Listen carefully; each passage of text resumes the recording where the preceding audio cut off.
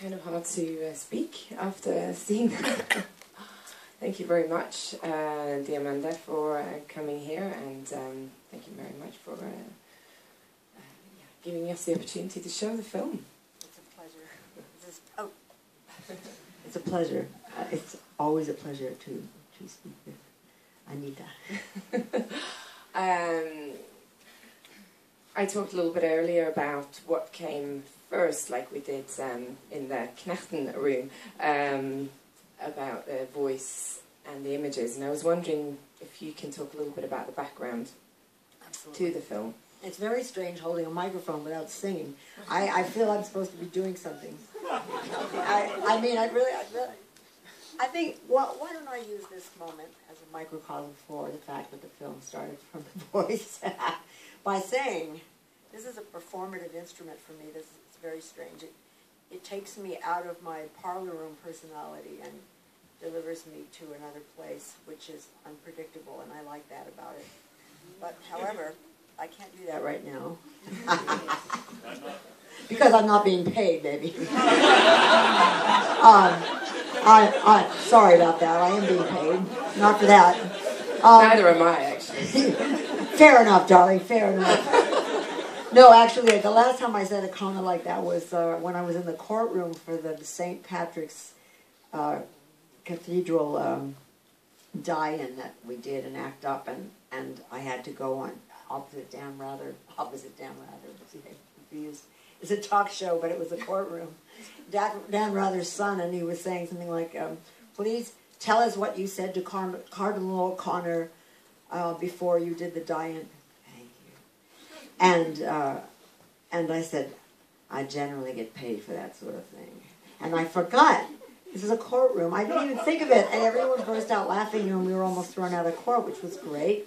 But I forgot, who knew? And so looking at this thing again, I get confused about it. So, do you want a microphone stand? I'll get used to it. I have to. It will probably de-evolve my performance style forever. But just 20 minutes. I think they have those Madonna mics. No. That would de-evolve my vocal cords forever. Oh, no, that's all right, darling. Just one sip. Schrei X was a performance in complete darkness? Yes. What happened was I was invited by the Staten Island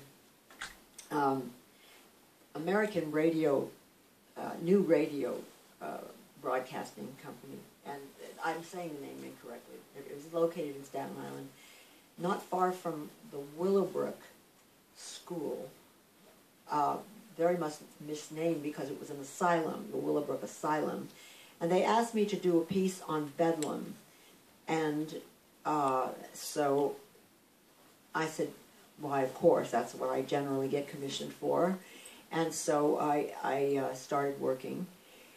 And the piece was in quadraphonic sound, 4 microphones going to independent channels, and 1 microphone going to all of them. And it reflected the proximity of Willowbrook to the radio station.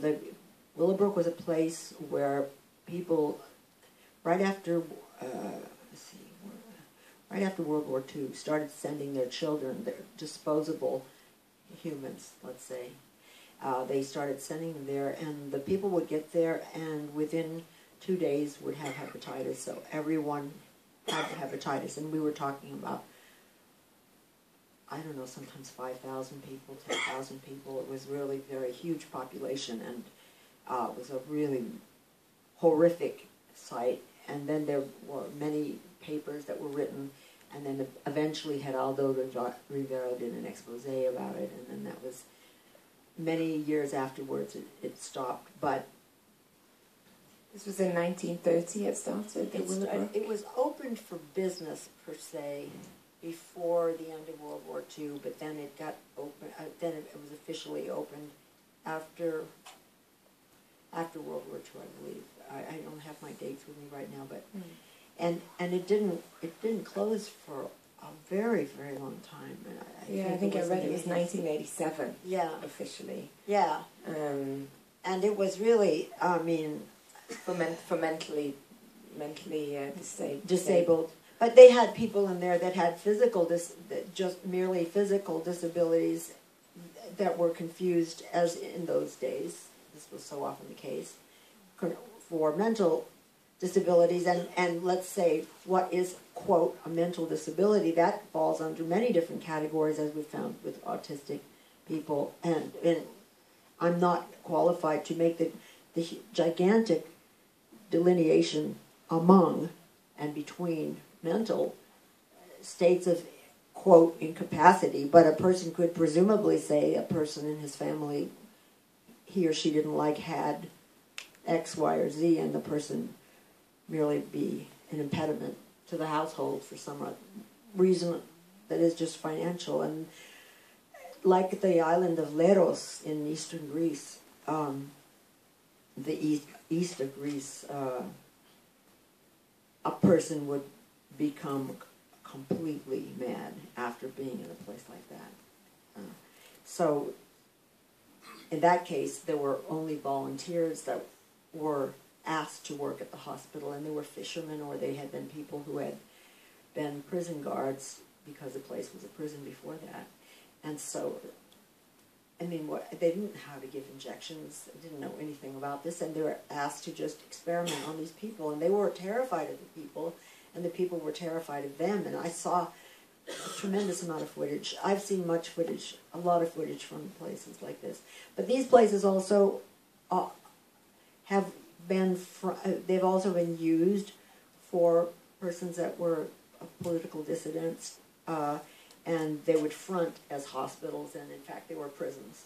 And this is what's going on in Greece right now with persons who are considered undesirables. That means a lot of immigrants, it means prostitutes, people with HIV, they're opening so many prisons and, quote, hospitals, that it's become an asylum within an asylum. It's a very, very curious predicament, and it happens in so many countries when the population gets blamed for the frivolousness of the government's fiscal meanderings, so to speak. So, taking this back to Shrai 27, you have, in a sense, a picture of one individual put in a prison, alias asylum, or vice versa, who is being interrogated because this person can be interrogated, because this person can be mishandled, lost in society, and there is no answer to the questions. There is no answer to any of the questions. And the person asking the questions know there is no answer. But the questions continue to be answered. And so at the very end, the person who is screaming is saying, you know there's no answer. There is no answer. And there's no answer. And the violence is a violence of a person who knows he or she is going to die in any case. Because with an admission, there's death. Without an admission, there's death. There's death. Simply, there is death. Because it's amusing to the persons committing it. Just as Juarez is amusing to the people who are sexual offenders. Juarez is outside of, it's in Mexico, it's outside of the Tijuana area. And I live on the border area between San Diego. I live in San Diego, south. So it's kind of Baja California. So a lot of people, many women have been missing in Juarez for years and found with all their hands and legs amputated and sexually defiled. And they're just factory workers who are considered disposable and used for initiation rites, or just by jaded businessmen because they want to have some sort of extra titillation. So the film is a kind of a political protest work, wanting to highlight this kind of history and also the continuation of this kind of interrogation. In previous work you've done, you've highlighted this ideas of surveillance, like in Panopticon, and really sort of finding the voice of the oppressed, or speaking out for the oppressed. Has this always been your motivation, or is this? You know what's curious about it is it never was my motivation, and it never was, and yet it is. At the end of the day, it is, because it's what it looks like. I mean, if I choose not to recognize that, it exists without me, so it must be. What I mean to say is that it comes from a very deep part of me, as with anyone's work. It comes from a very deep part that has felt a sense of